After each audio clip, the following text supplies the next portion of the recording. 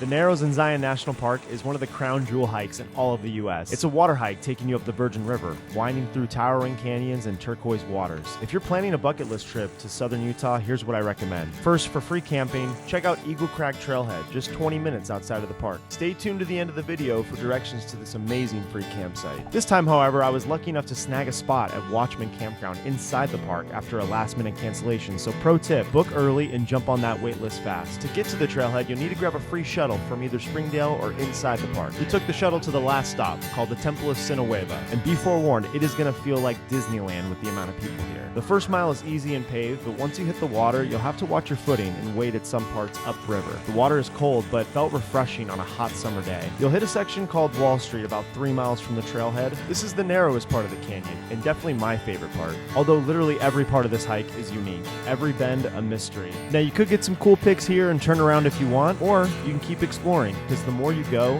the less people you'll see. I usually joke, once you pass a kid crying about wet shoes, the canyon is almost practically yours. You'll pass a few landmarks like the floating rock seen here. You know, I'm a simple person. I see a rock, I want to climb the rock. So I got on top for a quick pic. After that, you'll hit a fork on the hike with a side trail called Orderville Canyon, and make sure you stay left to stay on the main path. This was honestly a great spot to stop and have some lunch before continuing on. Since this is an out and back hike, you can turn around anytime you want, but if you were looking for a final landmark, it would be Big Spring, 5 miles total from the trailhead, putting your total mileage for the day at 10 miles, which can be done in around 7 to 9 hours. Just be prepared to be back to the trailhead before 8:15 p.m., otherwise you're going to miss that last shuttle and have to walk back to the visitor center. A few last minute tips. If you need gear, grab some at Zion Outfitters right outside the park entrance. Their basic package is $32 for boots and a stick rental. Most people do this hike as an out and back, or you can do it as a top down, camping along the way. The total mileage for that is 16 miles, and you would need a shuttle to bring you back to your car. Flash floods are your biggest concern in the summertime, especially in the afternoon when those big clouds roll in. So check the weather, be prepared, and start early.